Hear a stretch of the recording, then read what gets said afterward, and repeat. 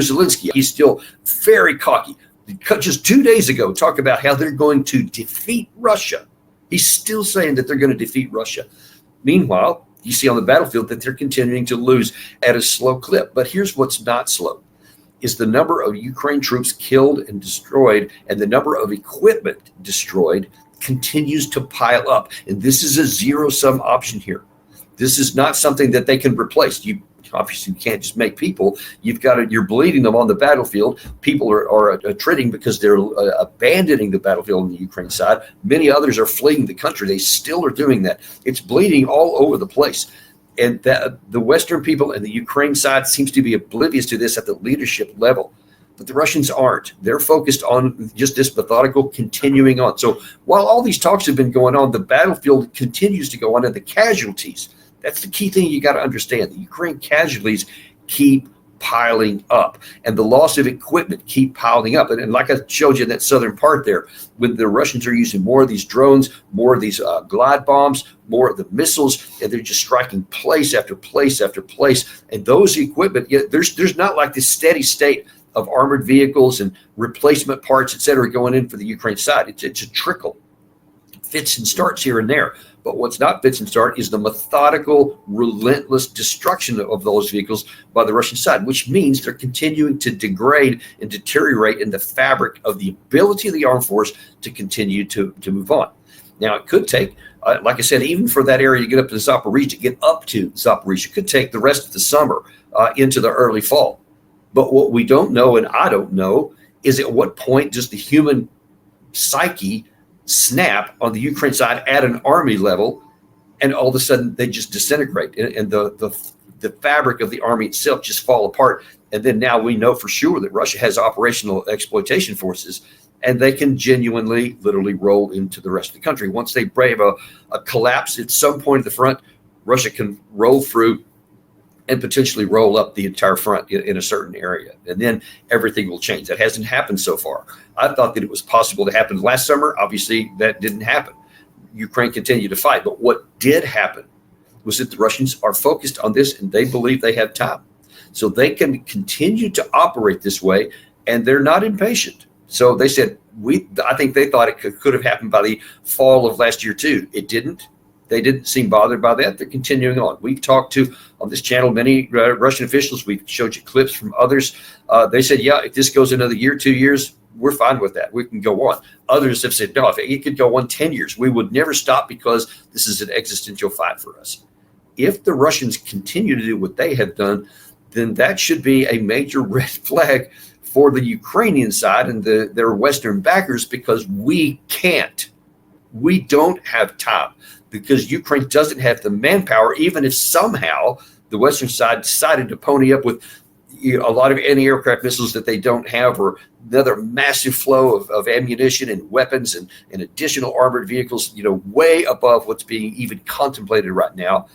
Because so far, all the Western people are talking about is, yeah, we're going to put more sanctions on Russia, and we affirm Ukraine, and they give clapping and standing ovations to Zelensky like he did a couple of days ago when he talks about defeating Russia, all this stuff. That's all words, folks. That's all verbal. They're not, when it comes down to the ground, there's very little that the West is doing. And I don't know if they've just bought into their own analogies and their own stories and their own fantasies, that they don't know that the reality still matters. It's unclear, but what is very clear is the result on the ground. Okay, so that's the cut at your tactical update. Let's look up at the. Sorry, I got to move my notes over here. Let's look at the operational and strategic situation here. So we have, first of all, here I want to talk about what the NATO summit, because we just had the NATO summit in The Hague a couple of days ago. All kinds of claims, and first of all, let's take a look at, I believe it's Mark Rutte. That's what we have queued up here next.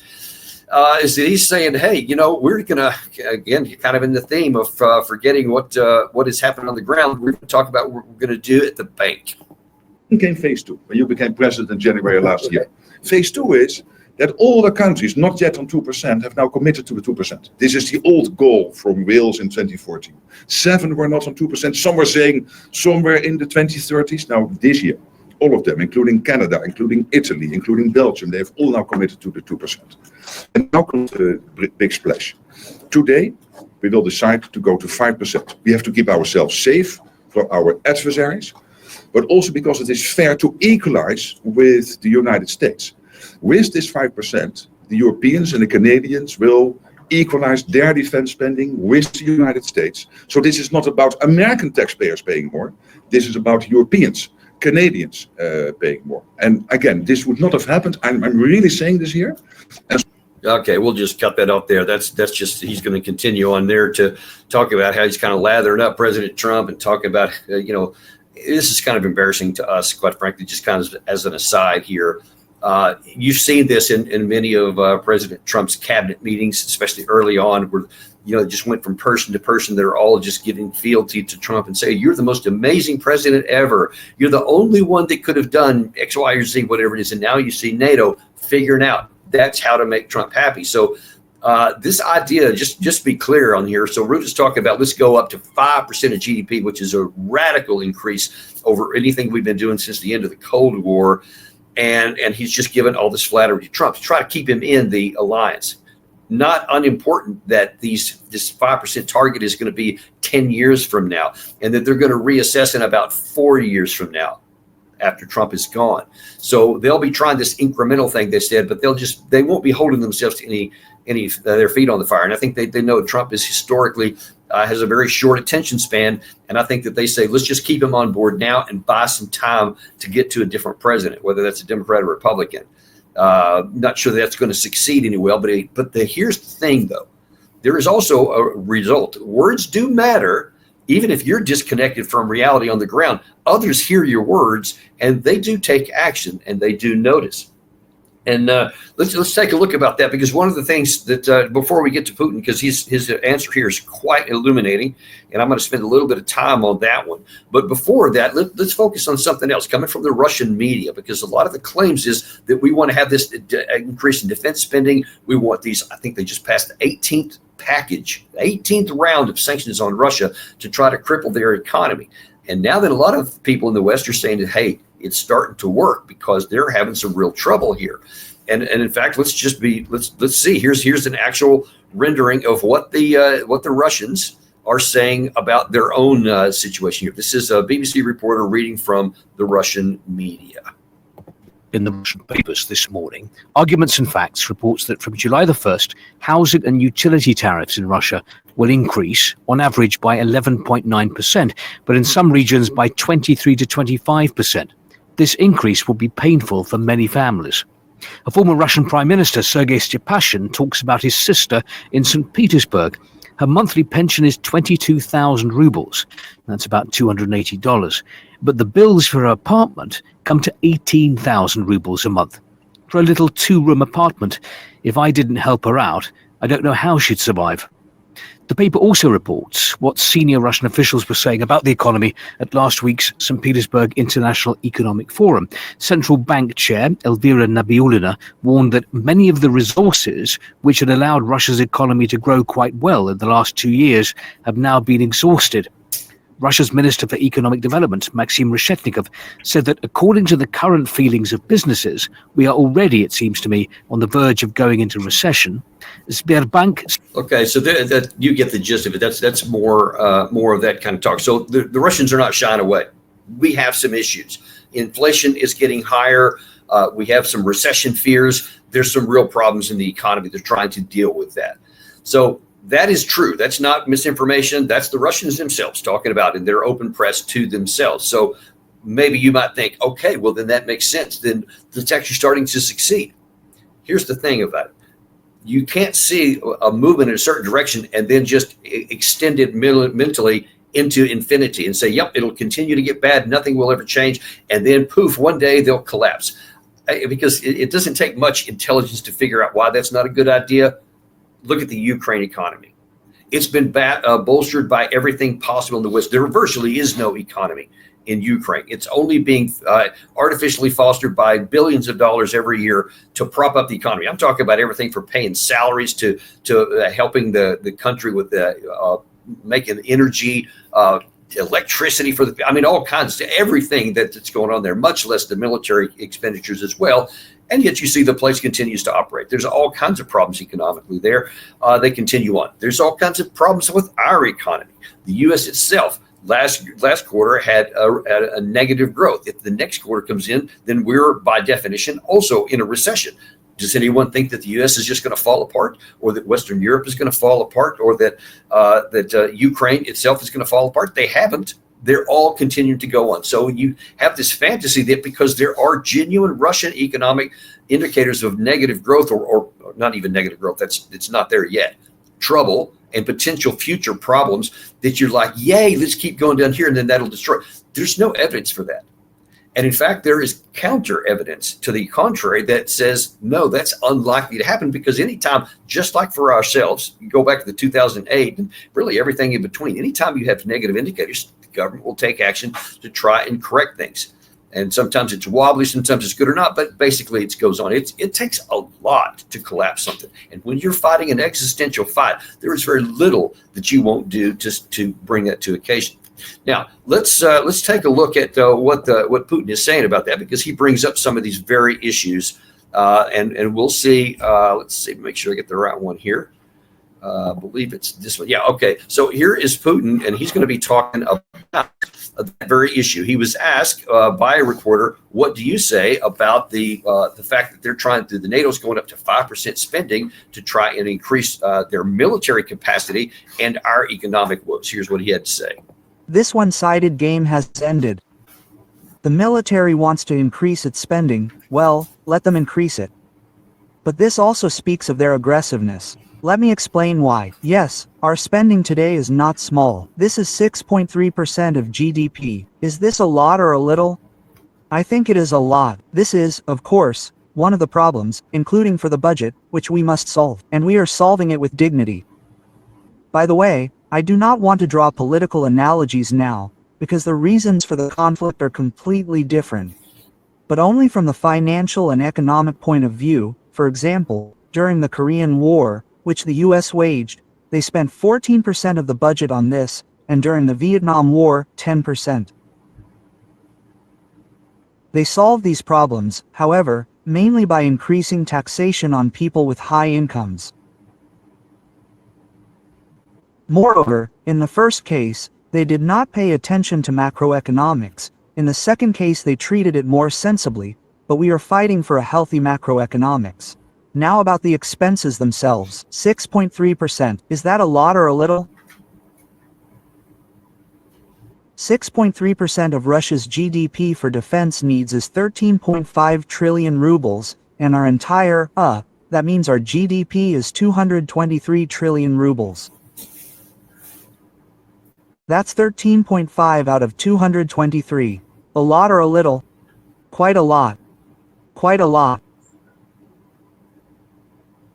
We paid for this inflation, but we are now fighting this inflation. Yes, we are purposefully moving towards landing the economy in some way. Okay, so that's the situation. I'm going to keep that up here because I'm going to come back to that in just a second. But you see there, he's not shying away from. Yep, we are spending a lot of our GDP on defense. Yes, it is causing some problems. Yes, we do have some inflation. But then he does what we in the West rarely do, and he looks at it historically. You say, well, what did the U.S. do during its Vietnam and Korean wars? You see the numbers were off the charts there compared to what they're doing now. So it's way up there. So when you're fighting a war, you can sustain that for a long time. That's many years that we sustained that level. Of course, all during the Cold War, we had substantially more of our GDP going to it. All the Western countries did. So when your national security is at risk, you will pay what you need to keep yourself safe. And you'll find ways to fix the economy or to manage it or to mitigate some of the problems, et cetera. So what we should understand is not listen to Putin. Never just trust anything he says at face value. He's going to give it from his own perspective, and he's going to put as good a spin on it as he can. But he is unique in that, at least among most of the Western country leaders who never talk about their own failures, and they try to whitewash everything, he is saying, here's our problems, and here's what we're going to do to fix it. Here's historically what's happened. So don't get the idea that we're going to have some fantasy that Russia is going to be different than every other country has been, to include ourselves. So if you're basing your hope for a collapse of the Russian economy and therefore collapse on the front line, that is a ridiculous thing to do. That is counter to any kind of evidence or expectation of what people are going to do in case of when they have to deal with these situations, when they have to make hard choices. I want to go into another thing, because then he's going to move here. Let me move up the, let's see, where did that one go? Move up here to a little bit, where he's going to talk about, hey, let's look at some apples to apples here, because when you look at what the Russians are doing and what the Western side is doing, you have some problems that you in the West might need to consider. So, we had 4.3% economic growth last year, and the year before 4.1. This year it will be much more modest in order to combat inflation, but we are doing this purposefully. And in the Eurozone the growth is 0.9%. And in the leading economies, industrial development centers in Europe, there in general in Germany, and in France, everything is balancing on the brink of recession. As for the armed forces, they keep saying that we have some problems, that we will soon achieve a strategic defeat there. After all, Russia hasn't stopped this rhetoric, and at the same time, they are broadcasting that we are going to attack NATO countries. Where is the logic? If everything is falling apart, why are we going to attack NATO?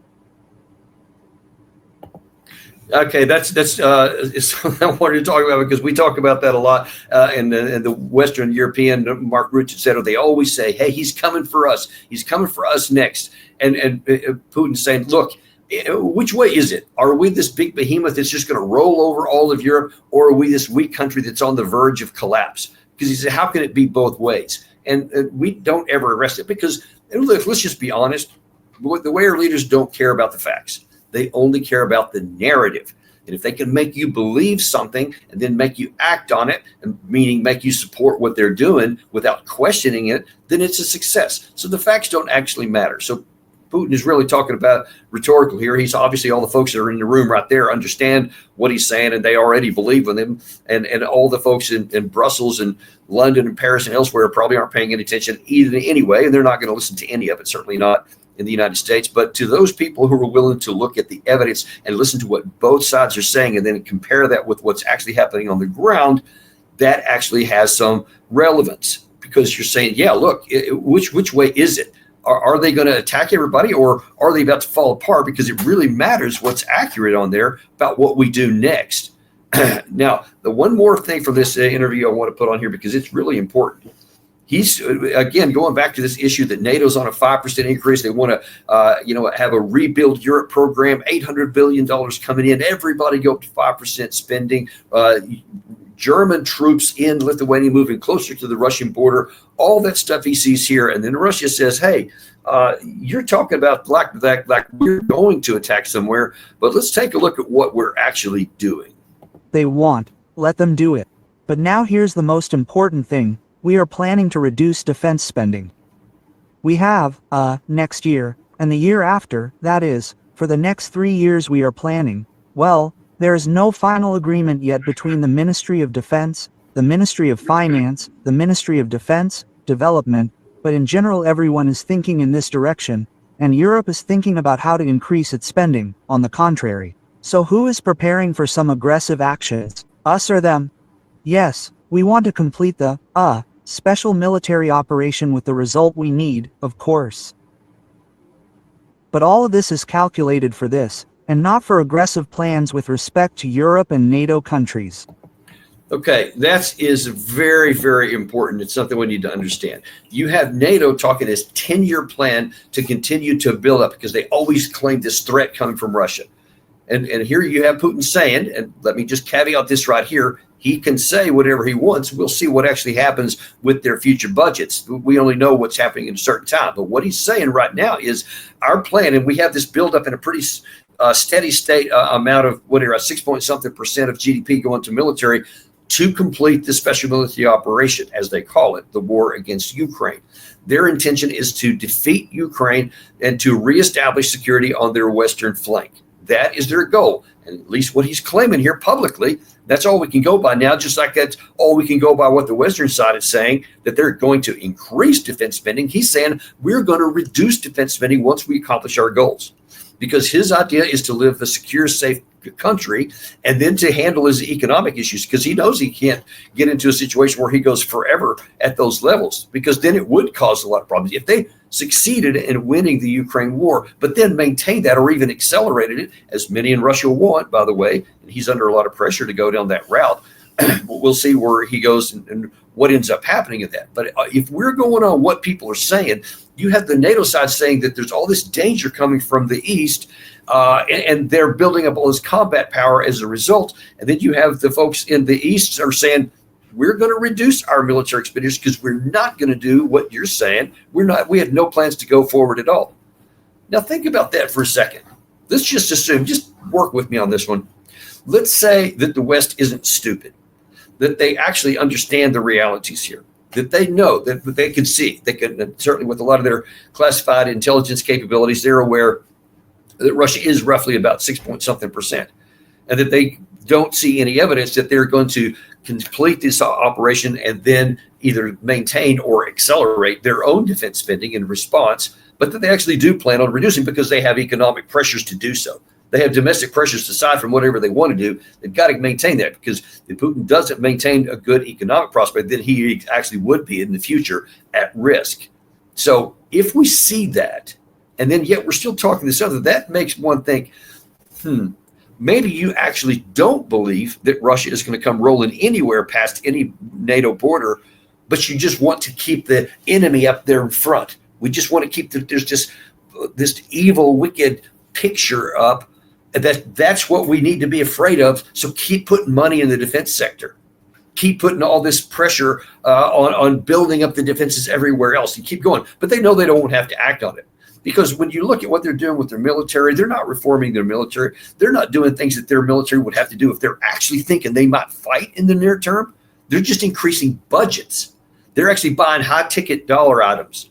But I haven't seen anywhere, maybe I've missed it, but I'm looking for it, and I haven't seen any, that there has been some big-time major changes in the way the armies are formed, the way they're trained, their doctrine, et cetera. And there needs to be radical changes. Let me just point blank tell you, and especially the U.S., I hope we're doing it, not tinkering around the edges. We need some radical changes if we ever get into a new modern war on the way things are with drones, aircraft, missiles, and all that kind of stuff, missile defense, et cetera. There needs to be some major changes. I haven't seen any of that. I've seen a lot of people just talking about cash, a lot of people going up to defense spending. So that leads me to believe that maybe the West is not as dumb as we think, but that they are aware of it, and that they're trying to screw you, they're trying to screw us, regular people, by keeping this image of this, this fear-mongering thing up here that just, look at this evil. It's Hitler all over again. Everything's 1938. Keep giving us more money for the defense. The U.S. is doing it. We're going up to now a plan for $1 trillion budget next year. $1 trillion over what you see. There's no evidence that Russia's planning on doing anything, certainly not to us, not that would necessitate a massive increase like that. Listen, I'm all for a strong national defense. I'm in no way, shape, or form saying that we should quit being, quit having a national security, that we should not, resource, we should not fund, we should not train our forces, we should not reform it in a way that can fight modern wars. We should do all that stuff. I'm an advocate of that. But I'm not an advocate for, let's just throw our money in the trash so that a small, tiny little sliver of a defense industrial base can get rich at your expense while we don't spend money on things that we need to, that again come at our expense. That's why I'm so adamant about this, and why I want to show you the truth here. And you can see what all the people are saying. You can see what's actually happening on the ground. Just consider back to that tactical map I showed you at the beginning. I said that maybe by the end of the summer, that Russia might be up to Zaporizhia in the south, and that'll be close to the 4th year of war, man. And yet you want to plausibly claim that we need to be worried about a Russian juggernaut rolling into Western Europe? I mean, that's absurd. It's ridiculous at face value if you're willing to look at face value and see the evidence before you, both strategic, economic, and tactical. That's where we are, folks, and that's why we do this show. You need to know the truth, and we are unintimidated, uncompromised to give it to you.